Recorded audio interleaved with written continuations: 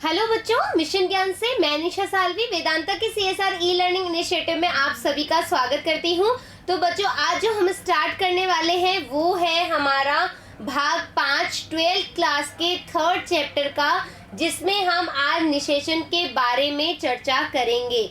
निषेचन यानी कि पराग नलिका से जो परागकण आएंगे वो किस तरीके से अंडकोशिका से निषेचन की क्रिया करेंगे, या हम कहें द्विकेंद्रिक संलयन किस तरीके से होगा, वो आज हम डिस्कस करने वाले हैं, पढ़ने वाले हैं। तो चलिए स्टार्ट करिए, मेरे साथ बने रहिए इस टॉपिक में। निषेचन यानी कि फर्टिलाइजेशन क्या है? नर व मादा युग्मकों का संलयन या संयोजन, यानी कि जो नर युग्मक है और जो मादा युग्मक है इसका संलयन ही क्या कहलाता है बच्चों? निषेचन कहलाता है या फिर फर्टिलाइजेशन कहलाता है। स्ट्रॉसबर्गर ने सबसे पहले निषेचन की क्रिया किसमें देखी? लीलियम में देखी, मतलब लीलियम पादप में उन्होंने निषेचन की क्रिया सर्वप्रथम देखी। निषेचन की जो क्रिया को हमें समझना है तो हमें बहुत सारे पॉइंट्स को देखना होगा। परागकणों का जो अंकुरण है या पराग नलिका की वृद्धि है, ये क्या है? मतलब एक स्पेसिफिक पॉइंट है या स्पेसिफिक टर्म्स है जिसमें हम बातचीत करेंगे कि किस तरीके से जो परागकण है उनका अंकुरण होता है और पराग नलिका की जो वृद्धि है वो किस किस कारकों पर निर्भर करती है। परागकण की क्रिया के दौरान जो परागकण है वो वर्तिकाग्र पर पहुंच जाते हैं, यानी कि मैं यूं कहूं कि ये जो है परागकोश है, ठीक है, द्विपालित है, 4 चैम्बर्स हैं। इन 4 चैम्बर्स में से जब परागकोश का स्फुटन होता है तो बहुत सारे जो है परागकण निकलते हैं, ठीक है। अब परागकण क्या होते हैं बच्चों? इसमें क्या होती है, इस तरह से जो अंतःचौल और बाह्य चौल होती है, जो अंतःचौल है, ठीक है, ये अंतःचौल क्या करेगी?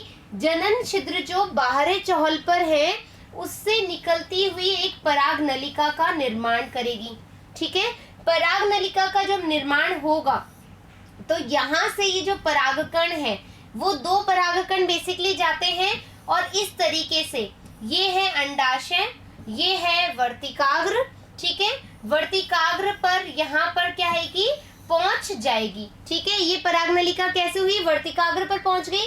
तो परागकण की क्रिया के दौरान जो परागकण है ना, परागकण है वो वर्तिकाग्र पर पहुंच जाते हैं। यहाँ इनका क्या होता है? अंकुरण। जब ये परागकण जो है पराग नलिका के द्वारा वर्तिकाग्र में पहुंचेंगे तो इस दौरान एक क्रिया शुरू होगी जिसको हम कहेंगे परागकणों का अंकुरण, ठीक है। परागकणों के अंकुरण के लिए वर्तिकाग्र की जो सतह होती है, यानी कि जो ये वर्तिकाग्र है इसकी सतह पर कुछ उपस्थित वसा, शर्करा एवं रेजिन जो है वो बहुत ज्यादा क्या करते हैं? उपयुक्त माध्यम की तरह प्रयुक्त में होते हैं। यानी कि मैं ऐसा कह सकती हूँ कि जो स्पेसिफिक मीडियम जो इनको प्रोवाइड कराते हैं अंकुरण के लिए वो क्या है? जैसे वर्तिकाग्र में वसा वो उपस्थित है, शर्करा प्रेजेंट होती हैं, रेजिन्स प्रेजेंट होते हैं। ये जो मॉलिक्यूल्स हैं वो क्या करवा रहे हैं? उस परागकण के अंकुरण के लिए आवश्यक तत्वों का योगदान दे रहे हैं, तत्वों के रूप में जो है अपना रोल अदा कर रहे हैं, ठीक है बच्चों। फिर हम देख रहे हैं जो अंकुरण काल। अंकुरण काल क्या है? अब यहाँ पर ये जो परागकण है ये वर्तिकाग्र की सतह से होते हुए आएंगे, जो यहाँ पर उपस्थित है इस तरह से पराग नलिका में होते हुए, ठीक है, आ गए। अब अंकुरण काल क्या है? अंकुरण में लगा समय, यानी कि परागकण के वर्तिकाग्र तक पहुंचने का बाद, यानी कि जो ये परागकण है वर्तिकाग्र तक पहुंच गए, ठीक है, उसके बाद अंकुरण में लगने वाला समय है, जो परागकणों का अंकुरण होगा उसमें जो लगने वाला समय है वो क्या कहलाएगा? अंकुरण काल कहलाएगा। अंकुरण के दौरान क्या होता है? मैंने बताया था अंकुरण के दौरान क्या होगा? अंतःचौल जनन छिद्र से, ठीक है, एक पराग नलिका बनाएगी, यानी कि जब परागकण निकलेंगे तो ये क्या करेगी? एक पराग नलिका बनाएगी, ठीक है, जहाँ पर अंकुरण होगा। अंकुरण के बाद में अंतःचौल क्या करेगी? जनन छिद्र से निकलेगी और जनन छिद्र के बाद में एक पराग नलिका बना लेगी। ये परागनलिका वर्तिकाग्र में प्रवेश करती है। प्रवेश कर गई, देखो मैंने आपको बता ही दिया था, वर्तिकाग्र में प्रवेश करेगी। एक परागकण में प्राय एक ही परागनलिका होती है। मतलब हम बात करें कि जो एक परागकण है उसमें एक ही परागनलिका बनती है, लेकिन कुछ परागणों में बहुत सारी जो नलिकाएं हैं वो पाई जाती है, लेकिन वो उनमें से सिर्फ एक ही सक्रिय रहती है। यदि हम एक परागनलिका की बात करें तो हम उसको क्या कह रहे हैं? ऐसे परागकण एक नलिकीय परागकण कहलाते हैं। यदि एक परागकण में एक ही नलिका उपस्थित है तो हम उसको क्या कह रहे हैं? एक नलिकीय परागण कह रहे हैं। यदि एक परागकण में एक से अधिक परागनलिका निकल रही है, उसका निर्माण हो रहा है, तो हम उसको बहुनलिकीय परागकण कहते हैं। क्या कहते हैं? बहुनलिकीय परागकण कह रहे हैं। उदाहरण कुकुरबिटेसी और मालवेसी कुल के सदस्य में अंतिम रूप से इसमें बहुत सारी, जो मालवेसी कुल और कुकुरबिटेसी कुल है, इसमें बहुनलिकीय परागकण पाए जाते हैं। दैट मीन्स इसमें बहुत सारी परागनलिकाओं का निर्माण होता है, किंतु जब अंतिम समय आता है तो सिर्फ एक ही परागनलिका जो रहती है वो सक्रिय रहती है, एक्टिव रहती है, जो निषेचन में हेल्प करती है। क्लियर है? परागनलिका की जो लंबाई है बच्चों, ये बहुत इंपॉर्टेंट चीज है कि जो परागनलिका की लंबाई है वो किस पर डिपेंड करती है? वो वर्तिका की लंबाई पर डिपेंड करती है। यानी कि जो परागनलिका की लंबाई कितनी होगी, छोटी होगी, बड़ी होगी, वो किस पे डिपेंड कर रही है? वो डिपेंड कर रही है कि जो वर्तिकाग्र है उसमें, जो वर्तिका है, ये तो है वर्तिकाग्र, ठीक है। ये जो एक नलिकाकार आकार होता है और उसके बाद में एक फूला हुआ भाग होता है, याद आ रहा है डायग्राम? तो ये जो भाग है बच्चों, ये कहलाता है वर्तिका, ठीक है। ये कहलाता है वर्तिका और ये कहलाता है वर्तिकाग्र, ठीक है। कंफ्यूज नहीं होना है हमको।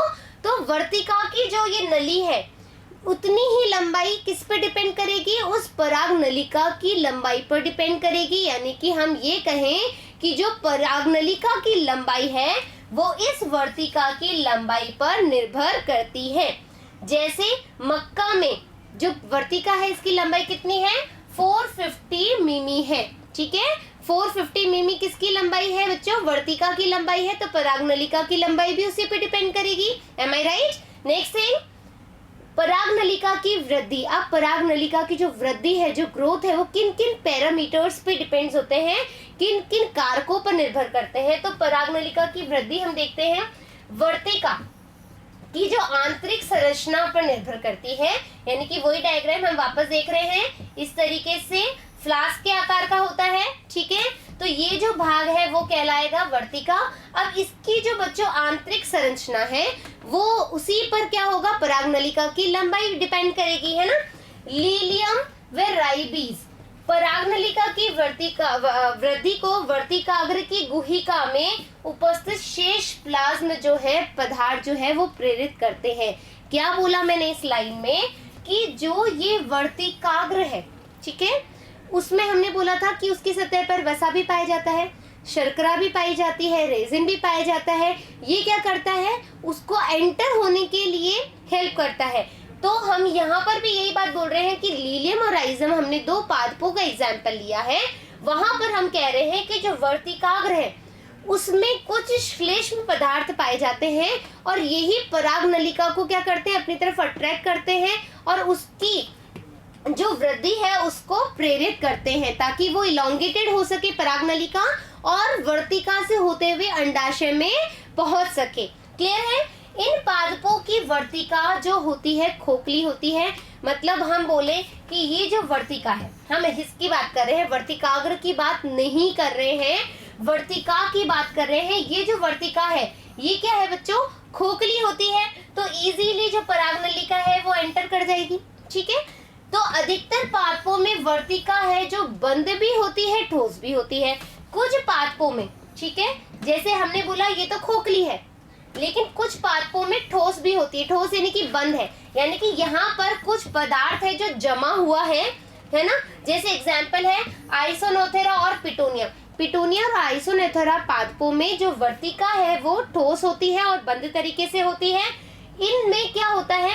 अब जैसे मान लीजिए, मैं वापस से बता रही हूँ, ये जो वर्तिका है इसमें ठोस पदार्थ है, अब यहाँ पर क्या आएगा, एक पैक्टिनेज, ठीक है। पैक्टिनेज क्या करता है, जो एंजाइम, ये पैक्टिनेज एक तरह का एंजाइम होता है जो कि क्या करता है, उस पैक्टिन को तोड़ता है, डिग्रेड करता है। तो पैक्टिनेज एंजाइम द्वारा इन वर्तिका का जो केंद्रीय भाग में उपस्थित उत्तक है, जिसकी वजह से ये ठोस और बंद है, उन उत्तकों को क्या कर देगा, ये तोड़ देगा, नष्ट कर देगा, ठीक है। इन उत्तकों को क्या करेगा, ये नष्ट कर देगा। कौन, पैक्टिनेज जो एंजाइम है वो, ठीक है।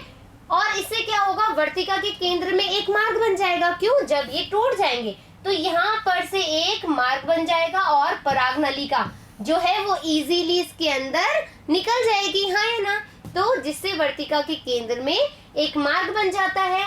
इस केंद्रीय भाग की जो कोशिकाओं के मध्य उपस्थित अंतर कोशिका अवकाश है ना, यानी कि अब क्या हुआ, जब उत्तक टूट गए, जब उत्तक ब्रेक हो गए, तो पराग नलिका क्या करेगी, जो केंद्रीय भाग है उसमें जो उपस्थित कोशिकाएं हैं, उन कोशिकाओं के मध्य क्या हो गया, गैप्स बन गए, अवकाश बन गए। उन्हीं अवकाशों के मध्य से ये पराग नलिका होकर के गुजर जाएगी और ये अंडाशय का जो बीजांड द्वार है या निभागी द्वार है, उसके द्वारा ये निषेचन की क्रिया को संपूर्ण करेगी। क्लियर है। पराग नलिका की वृद्धि हमेशा अंडाशय की ओर जाती है। जो हम बोल चुके हैं कि जो पराग नलिका है वो रास्ता बनाएगी और किसकी तरफ जाएगी, अंडाशय के द्वार में, या फिर हम जो कहें कि अंडाशय के अंदर जो बीजांड है उसके अंदर एंटर करेगी। पराग नलिका की जो वृद्धि है उसकी जो दिशा है वो वर्तिका, अंडाशय एवं बीजांड में उपस्थित रसायन वृद्धि कारक करते हैं। तो मैं यूं कहूं कि ये मान लीजिए पराग नलिका है, ठीक है, पराग नलिका है। ये कहां पर आएगी, पहले वर्तिकाग्र में, फिर वर्तिकाग्र से वर्तिका में, फिर वर्तिका से इस अंडाशय में आएगी, ठीक है। ये इस तरीके से यूं करके और इस बीजांड में पहुंच जाएगी, ठीक है। ये चीज हमने पढ़ी। अब ये क्या बोल रहा है, जो पराग नलिका की वृद्धि है, यानी कि जो इस पराग नलिका की वृद्धि है वो कहां पर डिपेंड कर रही है, उसकी दिशा वर्तिका की, अंडाशय के और बीजांड में जो उपस्थित रसायन है, यानी कि ये जो वर्तिकाग्र है, वर्तिका है, और जो अंडाशय और जो बीजांड है उसमें उपस्थित कुछ रसायन है, कुछ केमिकल्स है, जो इसको क्या करता है, लोकेशन बताता है, एक दिशा बताता है। जिस तरीके से अपन जाते हैं कहीं पर तो अपन पूछते हुए जाते हैं, या फिर हम बोलते हैं, आजकल तो लोकेशन हो गया, गूगल मैप हो गया, उसमें सर्च करते हैं। तो इसी तरीके से यहाँ पर जो उसका गूगल मैप है पराग नलिका को जाने के लिए, वो काम कौन कर रहा है, उसकी वर्तिका, अंडाशय और बीजांड में उपस्थित कुछ केमिकल्स कर रहे हैं, ताकि उस पराग नलिका में प्रॉपर वृद्धि हो और वृद्धि के साथ साथ उसको सही दिशा में ले, ताकि परागकण इजीली जो मादा युग्मक है उससे क्या कर ले, निषेचन की क्रिया करके एक युग्मनज का निर्माण कर ले, ठीक है। पराग नलिका की जो वृद्धि है ये हमेशा अंडाशय तक ही पहुंचती है। मतलब जब पराग नलिका है उसकी वृद्धि इतनी होनी चाहिए कि वो अंडाशय तक इजीली पहुंच सके, और ये हमेशा जो पराग नलिका की जो वृद्धि है वो अंडाशय की ओर ही अग्रसर रहती है। क्लियर हो गई। नलिका की वृद्धि एक दिशीय, यानी कि एक ही दिशा में होगा। यदि आप ये सोचो कि पराग नलिका है, यदि ये इसकी बहुत सारी दिशाएं होती तो क्या ये निषेचन की क्रिया करने में सक्षम होती, नहीं होती ना। अभी जब हमने पहले पार्ट में पढ़ा था असंगता, स्वनिषेचकता, तो यही रीजन था कि पराग नलिका पहुंच नहीं पा रही है अंडाशय तक, या हम कहें कि वो पहले से ही नष्ट हो रही है, या उसकी प्रॉपर वृद्धि नहीं हुई थी। ये रीजन हमने देखे थे, यानी कि स्टेरिलाइजेशन आ रहा था, इनकम्पैटिबिलिटी आ रही थी। लेकिन यदि इस पराग नलिका की वृद्धि सही है और वो एक ही दिशा में है, तो निषेचन की क्रिया इजीली क्या हो जाती है, फुलफिल हो जाती है, संपन्न हो जाती है, सफल हो जाती है, सक्सेसफुल हो जाती है। तो नलिका की जो वृद्धि है वो एक दिशा होती है और रसायन अनुवृत्ति होती है, क्योंकि रसायन क्या कर रहे हैं, उसको दिशा दिखा रहे हैं, उसकी वृद्धि में उसको हेल्प कर रहे हैं। फिर पराग नलिका का बीजांड में प्रवेश। अब पराग नलिका की वृद्धि हमने देख ली, पराग नलिका एंटर हो रहा है। अब जो ये इस तरीके से मैं एक डायग्राम बना रही हूँ, किसका, अंडाशय का, ये है पराग नलिका, और इस पराग नलिका में क्या है, परागकण है और यहाँ पर एक जो है बीजांड बना देती हूं मैं, ठीक है। इस बीजांड में इस तरीके से 1 2 3 और 1 2 3 और बीच में द्विकेंद्रिक संलयन, ठीक है। यदि ये जो 3 कोशिकाएं हैं ये निभाग की तरफ है, ये वाला पार्ट जो है वो है निभाग, ठीक है। और ये जो पार्ट है वो है बीजांड द्वार, ठीक है। हमने ऑलरेडी ये पूरा पढ़ लिया है, फिर भी मैं बता रही हूँ। यहाँ पर क्या है, बीजांड द्वार, यहाँ पर है निभाग।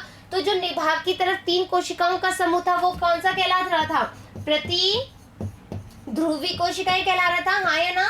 और जो बीजांड छोर की तरफ या बीजांड द्वार की तरफ 3 कोशिकाएं हैं, उसमें से ये जो 2 कोशिकाएं हैं वो तो है सहायक कोशिकाएं, क्या है, सहायक कोशिकाएं। और जो एक मध्य में है वो है अंडक कोशिकाएं, क्या है, अंडक कोशिकाएं। और जो बीच में है वो है द्विकेंद्रित कोशिका, क्या है, द्विकेंद्रित कोशिका है। आया समझ में, डायग्राम हम ऑलरेडी पढ़ चुके हैं। अब हमें देखना है कि जो बीजांड में जो परागनलिका प्रवेश कर रही है वो किस तरीके से कर रही है। तो पहला है बीजांड द्वारी प्रवेश, यानी बीजांड का जो छोर है वहां से परागनलिका प्रवेश कर रही है। दूसरा निभागी प्रवेश, यानी कि जो निभाग वाला पार्ट है वहां से प्रवेश कर रही है। तीसरा हम देख रहे हैं अध्यावरण प्रवेश, यानी कि यहाँ से भी कर सकती है, यहाँ से भी कर सकती है, यहाँ से भी कर सकती है। इस तरीके से 3 तरीकों से जो परागनलिका है वो अंडाशय में प्रवेश कर सकती है। तो अपन देखते हैं पहला पार्ट, बीजांड द्वारी प्रवेश, यानी कि पोरोगेमी। पोरोगेमी यानी कि जो द्वार बना हुआ है बीजांड पर, उसके द्वारा परागनलिका प्रवेश कर रही है और निषेचन की क्रिया संपन्न करेगी। इस तरह के प्रवेश में परागनलिका बीजांड द्वार से बीजांड में प्रवेश करती है। ये अधिकांश पौधों में पाई जाने वाली सामान्य अवस्था है, यानी कि जब परागनलिका बीजांड द्वार से बीजांड में प्रवेश करेगी तो ये एक सामान्य अवस्था है, अधिकांश पौधों में ये पाई जाती है, ठीक है। तो हम क्या बोल रहे हैं, ये बैक चलते हैं, ये जो डायग्राम है, यानी कि अब ये परागनलिका बनी हुई है, ठीक है। ये कहां से प्रवेश कर रही है, बीजांड द्वार से। तो इस तरह का जो प्रवेश होगा वो बीजांड द्वारी प्रवेश कहलाएगा, क्लियर है। दूसरा निभागी प्रवेश, चलाज़ागैमी। एक जब परागनलिका जो है वो निभागी छोर चलाज़ल एंड से प्रवेश करेगी बीजांड में, जैसे एग्जाम्पल है कैजुराइना, जुगलेक्स और बिचुला। इसका डायग्राम देख लेते हैं, इसका जो डायग्राम है, अब देखो जो परागनलिका है वो कहां से आ रही है, इस निभाग के द्वारा कहां प्रवेश कर रही है, बीजांड में प्रवेश कर रही है ना। बीजांड में कहां से प्रवेश कर रही है, इस निभाग वाले भाग की तरफ से कर रही है। तो इस तरह का जो प्रवेश है वो निभागी प्रवेश कहलाएगा। अब हम देखते हैं थर्ड जो हमारा है अध्यावरणीय प्रवेश। जब परागनलिका अध्यावरणों द्वारा बीजांड में प्रवेश करे, तो इसके एग्जाम्पल है कुकुरबिटा और पॉपुलस। तो हम देखते हैं कि यहाँ पर क्या हुआ, जो परागनलिका है अब कहाँ से गई, यहाँ से भी जा सकती है बच्चों, यहाँ से भी जा सकती है, इधर से भी आ सकती है। तो इस तरह से यदि वो बीजांड द्वार या निभागी द्वार के अलावा किसी और मार्ग से बीजांड में प्रवेश करे परागनलिका, तो इस तरह का जो प्रवेश है वो क्या कहलाएगा, अध्यावरणीय प्रवेश कहलाएगा। क्लियर हो गया।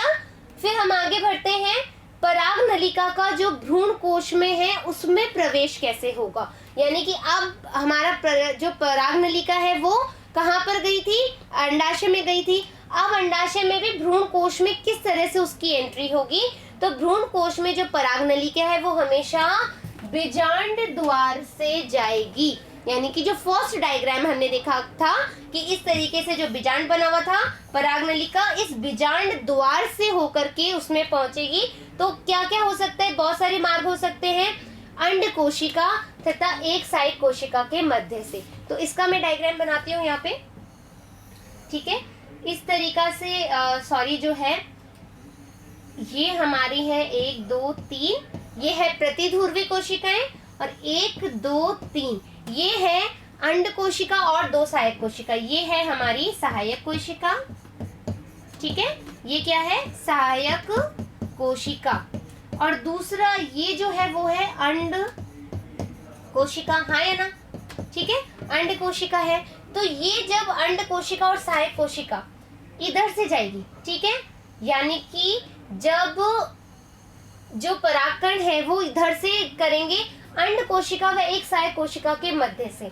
ये हो गई अंड कोशिका, ये हो गई सहायक कोशिका। जब पराग नलिका अंड कोशिका व सहायक कोशिका के मध्य से होकर गुजरेगी, ये हो गई पहली बात। भ्रूण कोश की भित्ति व एक सहायक कोशिका के मध्य से, यानी कि अब देखो ये हो गया इस तरीके से, वही डायग्राम 1 2 3 प्रतिध्रुवी कोशिकाएं, ये सहायक कोशिकाएं और अंड कोशिकाएं। अब जो पराग नलिका है वो इधर से, यानी कि ये तो हो गई कौन सी ये भ्रूण कोश की भित्ति, ठीक है, भ्रूण कोश की भित्ति हो गई है ना, ये भित्ति हो गई। अब इस भित्ति और इस कोशिका के मध्य से जब पराग नलिका जारी है तो हम इस तरीके को क्या बोलेंगे, भ्रूण कोश की भित्ति एवं सहायक कोशिका के मध्य से गुजर रही है। थर्ड बात क्या है, एक सहायक कोशिका को भेदते हुए। अब मैं इसी डायग्राम में समझाती हूँ कि पराग नलिका और इस एक सहायक कोशिका को भेदते हुए कहाँ जा रही है, भ्रूण कोश के अंदर जा रही है, सॉरी भ्रूण कोश के अंदर एंटर कर रही है। क्लियर है? आगे देखिए ये डायग्राम, जैसे पराग नलिका जो नर केंद्रकों के साथ जा रही है, सहायक कोशिका के मध्य से होती हुई जा रही है, फिर एक भेदती हुई जा रही है, फिर यहाँ पर देखिए आप इस डायग्राम के अंदर की केंद्रक, वो जब अपन निषेचन की क्रिया पढ़ेंगे तब ये 2 डायग्राम हमारे काम आएंगे, वो अपन आगे देख लेंगे। अब पराग नलिका का भ्रूण कोश में प्रवेश, ठीक है, भ्रूण कोश में किस तरीके से जो है पराग नलिका का प्रवेश हो रहा है। 2 सहायक कोशिकाओं में से एक कोशिका पराग नलिका में जो भ्रूण कोश में प्रवेश से पूर्व ही अपहासित हो जाती है, यानी कि जो ये 2 सहायक कोशिका है और ये जो अंड कोशिका है ना, उनमें से जो एक कोशिका है, कोई सी भी एक कोशिका हो सकती है, ये वाली भी हो सकती है, वो वाली भी हो सकती है, एक कोशिका पराग नलिका के भ्रूण कोश में प्रवेश से पूर्व ही, यानी कि जैसे जो पराग नलिका है वो जब भ्रूण कोश में क्या करेगा, एंटर करेगा, उससे पहले ही ये जो एक कोशिका है वो क्या हो जाएगी, नष्ट हो जाएगी, या मैं बोलूं अपहासित हो जाएगी। क्लियर है पहली बात?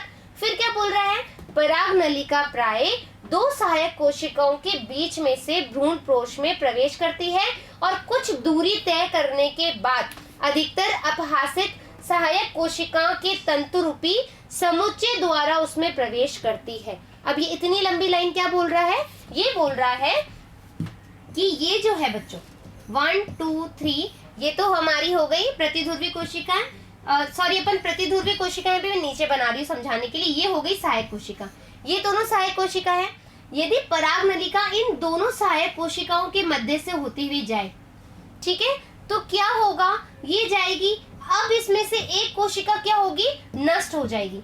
इस नष्ट होने से क्या होगा, कुछ ऐसे रसायन निकलेंगे इन तंतुओं में से, जो नष्ट कोशिका है उस नष्ट कोशिका से ये जो तंतु है, ठीक है, ये तंतु है, इनमें से क्या होंगे, कुछ रसायन, क्या होगा बच्चों, कुछ रसायन रिलीज होंगे। और मैंने आपको बताया था कि जो पराग नलिका का जो प्रवेश है वो कैसा है, एक दिशीय है और रसायन प्रति है।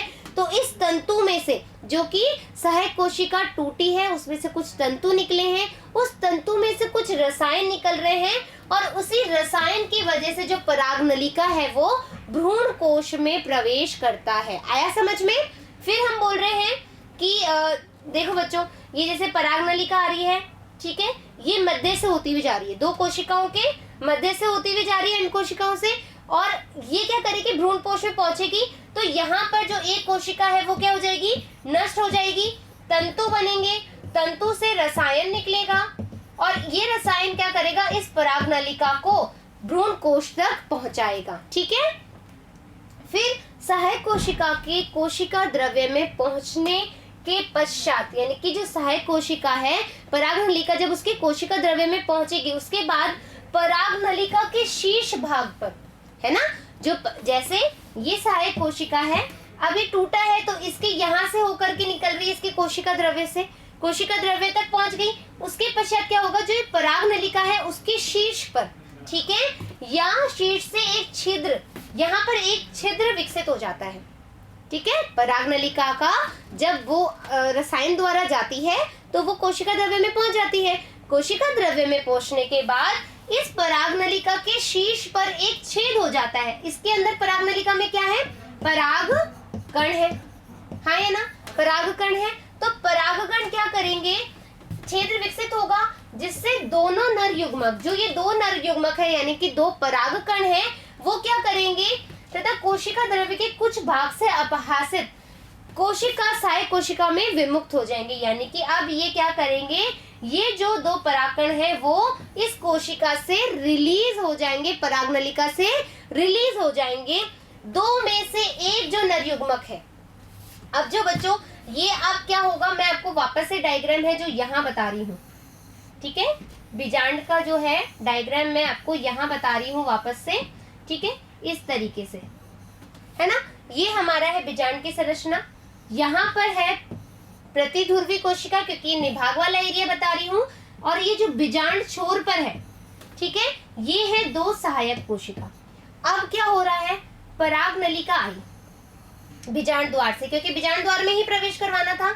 यहाँ पर क्या होगा, अब इस तरीके से ये है द्विकेंद्रक, ठीक है। अब सुनिए मेरी बात, जो इंपॉर्टेंट चीज है, मैं एक बार इधर आ जाती हूँ। ये हमने क्या बनाया बच्चों, बीजांड का डायग्राम बनाया। बीजांड में ये जो है प्रतिध्रुवी कोशिका है क्योंकि निभाग की तरफ है। फिर मैं जो बोल रही हूँ, ये जो तीन है जो बीजांड छोर की तरफ है वो अंडक कोशिका है और दो सहायक कोशिका है। हम जो बोल रहे हैं परागनलिका का प्रवेश करा रहे हैं भ्रूण कोश में। क्लियर है कहानी। अब क्या होगा सुनिए, परागनलिका में हमारे पास दो नर युग्मक है यानी कि परागकण है, पहली बात। दूसरी बात क्या है कि ये जो परागनलिका है वो सहायक कोशिका से होते हुए जाएगी। सहायक कोशिका से होते हुए जाएगी तो क्या करेगी, एक सहायक कोशिका अपहासित हो जाएगी, उसमें से तंतु में से रसायन निकलेंगे। ये रसायन क्या करेगा, उस परागनलिका को भ्रूण कोश तक ले जाएगा, पहली बात।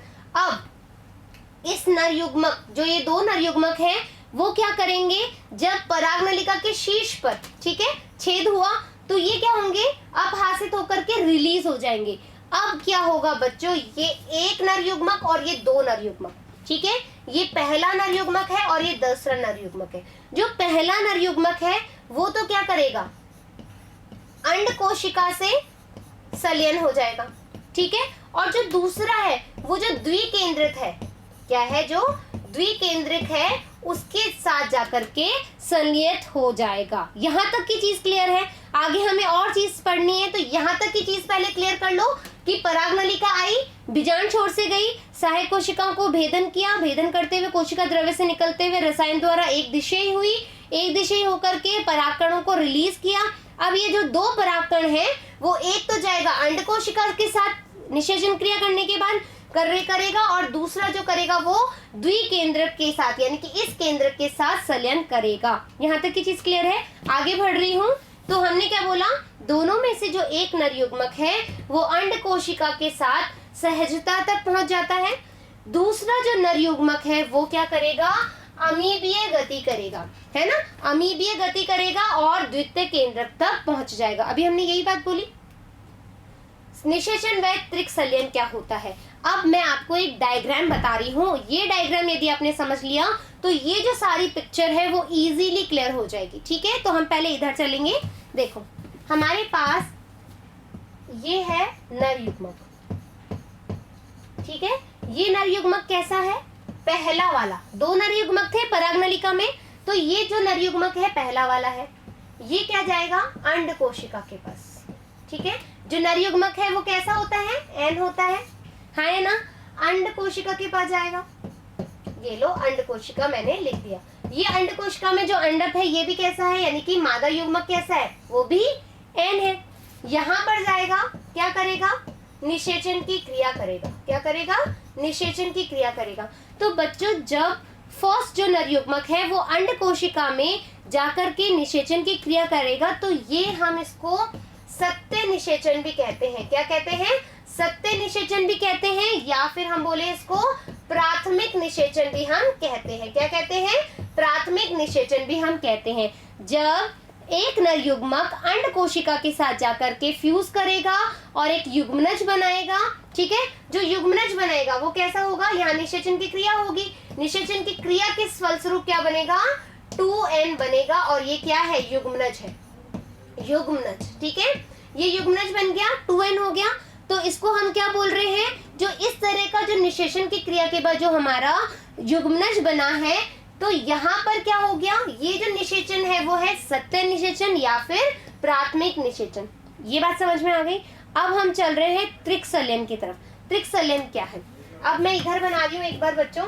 ये जो दूसरा नर युग्मक है, ठीक है, ये जो दूसरा नर युग्मक है, नर युग्मक, ये क्या करेगा, जो बीजांड द्वार, जो बीजांड है उसके अंदर एक द्विकेंद्रिक संरचना थी, ठीक है। अब ये दो केंद्रिक है, ये है एन, ये क्या है, एन है, और ये कैसा है, 2n है।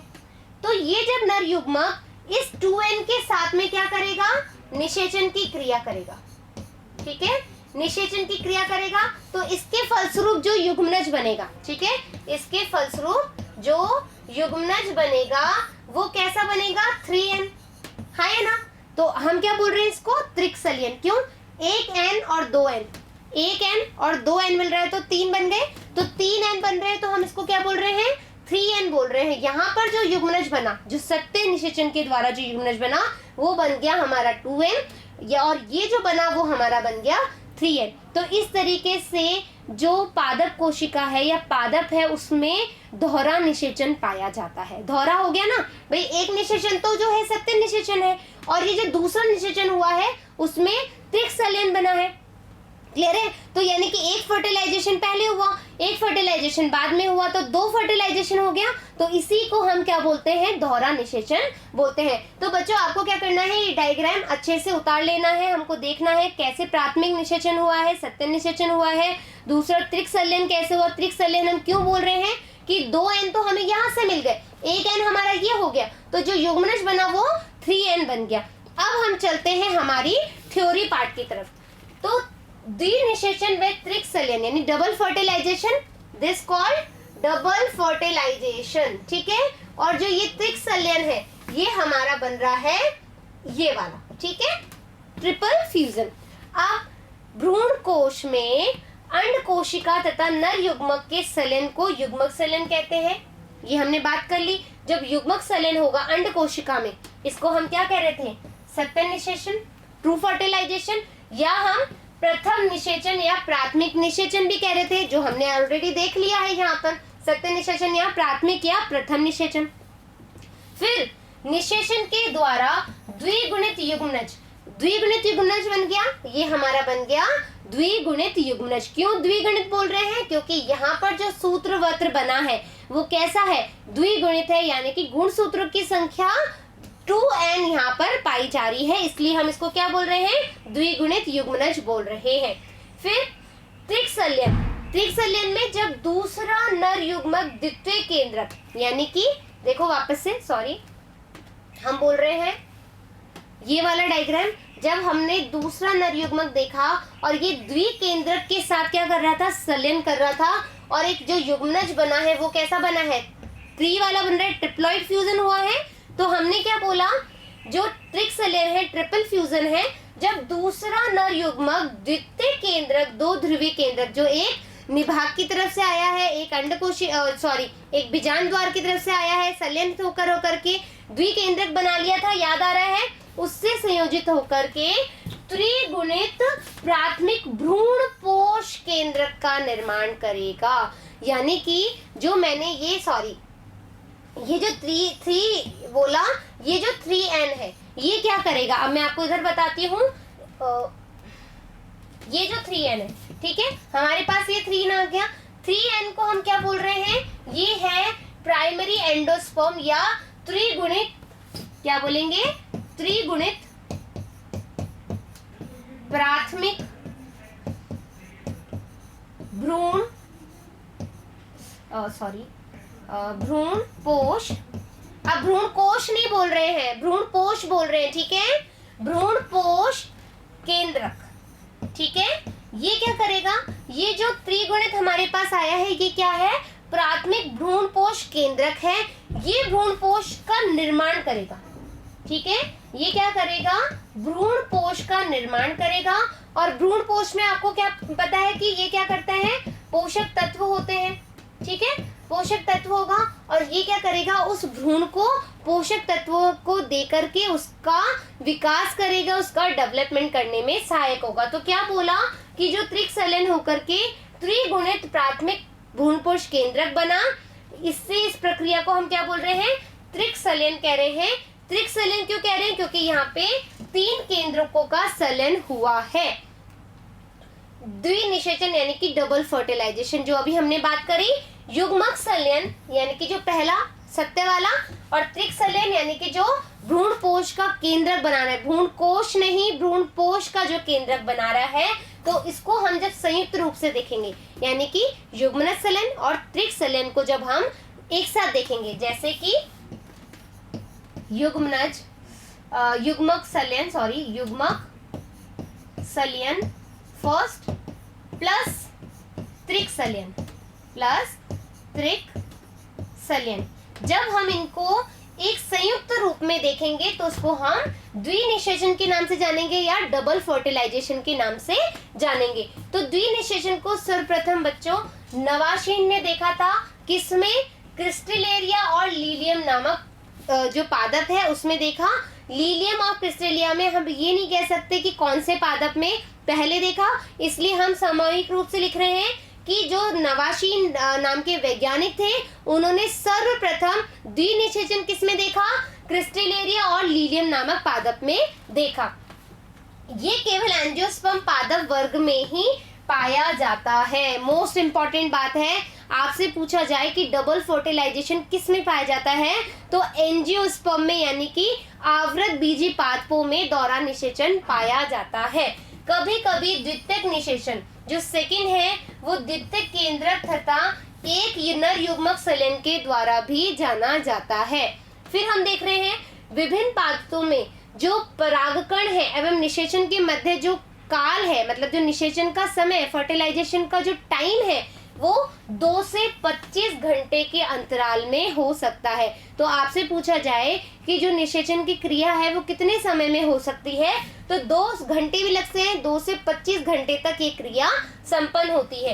अब जो हमारा डबल फर्टिलाइजेशन है, द्विनिषेचन है, उसका महत्व क्या है, क्या महत्व है, युग्मक सलयन से युग्मनज बनेगा तो नया पादप बनेगा। तो इम्पोर्टेंट है कि नहीं है, युग्मनज सलयन ही नहीं होगा, युग्मनज नहीं बनेगा तो क्या हम नया पादप बना पाएंगे, तो लॉस हो जाएगा हमारा यदि निषेचन क्रिया नहीं होगी।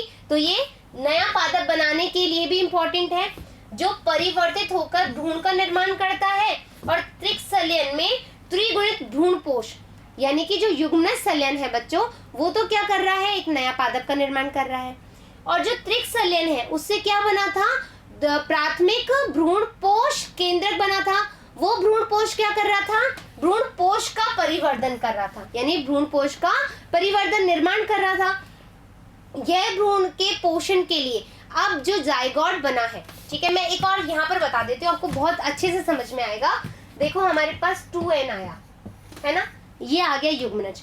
अब ये एक भ्रूण का निर्माण करेगा, ठीक है, भ्रूण का निर्माण करेगा। अब भ्रूण का निर्माण तो हो गया, नया पादप तो बनेगा, लेकिन नया पादप कब बनेगा, जब इस भ्रूण का विकास होगा, ठीक है, इस भ्रूण का विकास होगा। तो यानी कि यहाँ पर तो हमारे पास क्या आ गया, ये हो गया हमारे पास डिप्लॉइड फर्टिलाइजेशन तो हो गया। अब डिप्लॉइड के बाद में जो हमारे पास 3n आया है, ठीक है, ये क्या कर रहा है, भ्रूणपोष का, किसका, भ्रूणपोष का निर्माण कर रहा है। इस भ्रूणपोष में ही इस भ्रूण का विकास होगा, है ना। तो यानी कि डबल फर्टिलाइजेशन का इंपॉर्टेंस हो गया। 2n वाला जो युग्मनज बना है वो भ्रूण बनाएगा, भ्रूण से नया पादप बनाएगा। नया पादप कब बनाएगा, जब त्रिक सलयन के द्वारा भ्रूण कोश का केंद्रक बनेगा, और ये भ्रूण कोश जो है वो ही इस भ्रूण को विकसित करता है, डेवलपमेंट के लिए सहायक होता है। तो दोनों बहुत इंपॉर्टेंट हो गए, हाँ है ना। अब एक और बात हम आगे बताएंगे, पहले यहाँ तक एक बार रिवाइज कर लेते हैं। ये भ्रूण पोषण के लिए प्रारंभिक व स्त्रोत का कार्य करता है। भ्रूण पोष में भ्रूण के पोषण के लिए आवश्यक तत्व उपलब्ध होते हैं, तभी तो भ्रूण का निर्माण होता है। जो भ्रूण है उसका डेवलपमेंट कैसे होगा, जब उसको भ्रूण पोष में आवश्यक तत्व मिलेंगे, है ना। भ्रूण वैज्ञानिक के अनुसार जो भ्रूण पोष है, अभी इंपॉर्टेंट लाइन आ रही है, आपने देखा था कि त्रिक सलयन में 3n बन रहे थे। कैसे बन रहे थे, ये जो त्रिक सलयन में जो 2n था, है ना, जो द्विकेंद्रित था, ये किसका भाग था, मादा का भाग था, है ना। और जो यहाँ पर आकर के जो एन आ रहा था नर युग्मक, वो इससे फ्यूज हो रहा था और फिर 3n बना रहा था, यानी कि इसमें मादा युग्मक भी है और नर युग्मक भी है। बोला ना मैंने, तो मादा युग्मक और नर युग्मक है, तो जो भ्रूण पोष होगा उसमें दोनों के गुण समाहित होंगे, है ना। तो दोनों के गुण समाहित होंगे, तो हम कह रहे हैं कि जो भ्रूण पोष है वो औज है, यानी कि बहुत ज्यादा प्रभावी है। प्रभावी होगा तो जो पादप बनेगा वो बहुत ही अच्छे गुणों वाला बनेगा, अच्छी किस्म वाला बनेगा। तो कितना अच्छा इंपॉर्टेंस हो गया कि जो भ्रूण वैज्ञानिक के अनुसार भ्रूण पोष है उसमें प्रेतक के गुण भी पाए जा रहे हैं, भाई नर युग्मक आ रहा है, और मात्र गुणसूत्र यानी कि जो 2n है द्विकेंद्रित है उसके गुण भी आ रहे हैं। इसकी वजह से जो संकर है वो कैसा है, ओज है, यानी कि बहुत ज्यादा प्रभावी है। त्रिक संलयन व युग्मक संलयन बीजों के जीवन क्षमता के लिए भी आवश्यक होते हैं। नेचुरल सी बात है भाई, भ्रूण बनेगा, भ्रूण पोष में यदि आवश्यक तत्व नहीं होंगे तो उसका डेवलपमेंट नहीं होगा, डेवलपमेंट नहीं होगा तो उस भ्रूण की एज कम हो जाएगी, हो सकता है नष्ट भी हो जाए, तो नष्ट हो जाएगा तो नया पादप नहीं बनेगा। तो दोनों ही यानी कि त्रिक संलयन और जो हमारा युग्मक संलयन है वो दोनों ही क्या है, इम्पोर्टेंट है, और इनमें जीव द्वैत का पुनर्विनाश या नवीनीकरण होता है। तो इस तरीके से बच्चों आज हमने क्या पढ़ लिया, निषेचन की क्रिया पढ़ ली, जिसमें हमने देखा कि जो त्रिक संलयन होता है या हम बोल रहे हैं युग्मक संलयन कैसे होता है, क्या इसका इंपॉर्टेंस होता है, ये पराग नलिका की वृद्धि जो है वो वर्तिकाग्र पर और वर्तिका में कैसे डिपेंड करती है, वो अंडाशय की तरफ ही क्यों जाती है, ये सब चीजें हमने देखी, अच्छे से समझ में आई। जो डायग्राम बनाए हैं आपको स्लाइड को पोस्ट करना है और उस डायग्राम को बनाना है ताकि वो चीजें आप नोट डाउन कर सको, पेन डाउन कर सको। तो चलिए हम मिलते हैं नेक्स्ट पॉइंट के साथ, जिसमें हम देखेंगे कि भ्रूण का विकास कैसे हो रहा है, किस तरीके से जो है वो मतलब पीढ़ी एकांतरण कैसे होगा, वो हम नेक्स्ट पार्ट में पढ़ेंगे। जब तक आपको ये नोट्स बनाने हैं, आपको चीजें क्लियर करनी है, फिर ही आगे बढ़िएगा। ठीक है, थैंक यू।